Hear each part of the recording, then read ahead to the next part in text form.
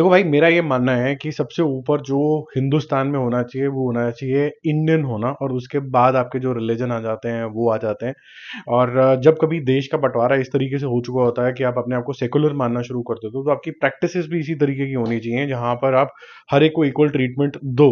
ठीक है, ये एक मेरा पर्सनल मानना है, जैसे हम जितना भी हमें स्कूल कॉलेजेस में पढ़ाया गया था। अब रियलिटी जो होती है लाइफ की, उसमें बहुत सारी चीजें अलग होती हैं। सोशल इकोनॉमिक स्टेटस की वजह से, कुछ लोगों के लालच की वजह से लोग रिलीजन को यूज करते हैं लोगों को लड़ाने के लिए, झगड़ाने के लिए। अब देखो, एक होता ना लॉ का सिस्टम क्या होता है, वो बड़ा ही प्यारा सिस्टम होता है कि अगर आपने किसी को मार दिया और बदले में किसी और इंसान ने आपके किसी इंसान को मार दिया, तो लॉ की नजर के अंदर दोनों ही कसूरवार है। अब ये जो साबरमती रिपोर्ट जो मूवी आई है, ये किसी एक पॉइंट को जस्टिफाई करने की कोशिश करती है कि जानवर को मारने के लिए इंसान को जानवर ही बनना पड़ता है।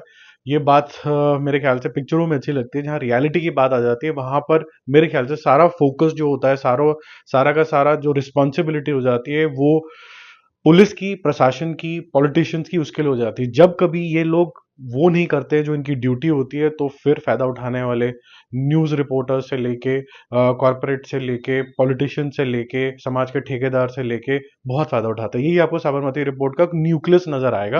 मैंने थोड़ा प्रीची तरीके से आपको बता दिया, लेकिन यहाँ पर आपको एक ऐसे इंसान की कहानी दिखाई जाएगी, और विक्रांत मैसी की, जो एक रिपोर्टर है, उसको थोड़ा सच ज्यादा पता है कि उस टाइम पे क्या हुआ था, कैसे उस डब्बे में आग लगाई गई थी, बड़ी ही स्ट्रेटेजिक तरीके से किन्होंने लगाई थी, और फिर उसके बाद वो एक खोज, इन्वेस्टिगेशन शुरू होती है।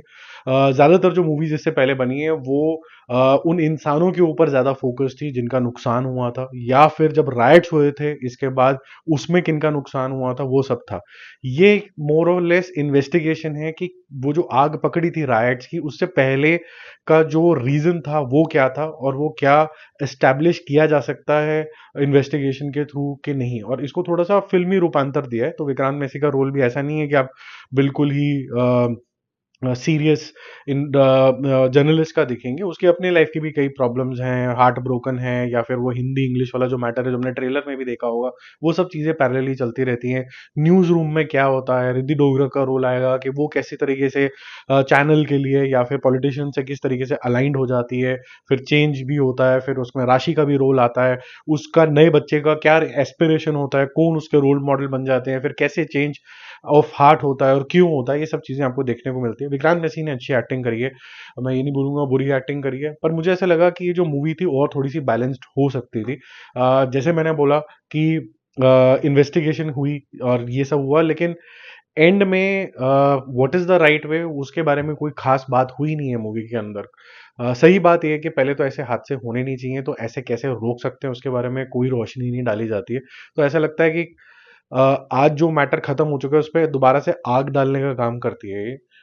दूसरा कि हिंदुओं के लिए राइट्स नहीं है या किसी के लिए राइट्स नहीं है, अगर ऐसा होगा तो हम भी रिटेलिएट कर सकते हैं। मेरे ख्याल से ये जो हमारी ओरिजिनल हिंदू सोच है वो नहीं होनी चाहिए। हम वॉरियर्स जरूर रहे हैं, पर एट द सेम टाइम हम ह्यूमन भी रहे हैं।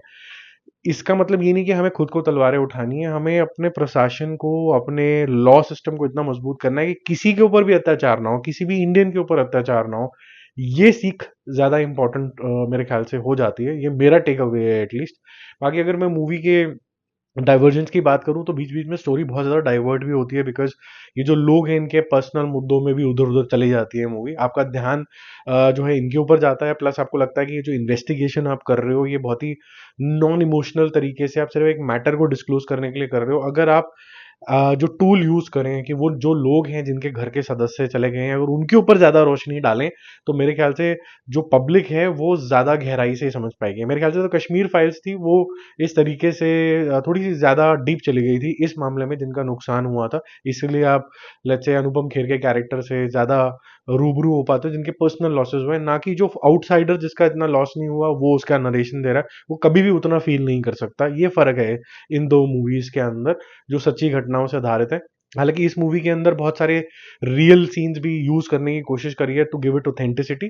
तो एक वन टाइम ठीक ठाक वॉच बनता है। अगर आपको पॉलिटिकल अफेयर्स में इंटरेस्ट है तो आप जरूर देखें। अगर आपको पॉलिटिकल इंटरेस्ट में ये इंटरेस्ट है कि चेंज ओवर कैसे आएगा, कैसे अब इस सेकुलर देश के अंदर प्यार बना रह सकता है, तो मेरे ख्याल से ये आंसर आपको इस मूवी से नहीं मिलता जो मैं चाहता था कि आंसर निकले। ठीक है, बाकी आजकल एक वेव है रिलीजन के बारे में ज़्यादा बात करना, देश के बारे में कम बात करना, जो सबकी अपनी अपनी इच्छा हो सकती है। मैं तो यही चाहूँगा कि देश की बात पहले हो, रिलीजन, समुदाय, कम्युनिटी ये सेकेंडरी हो जाता है, क्योंकि United Nation is a progressive nation. बाकी पॉजिटिविटी जिंदा है। जल्दी मिलेंगे और रिव्यूज़ और updates. Stay connected. Bye bye.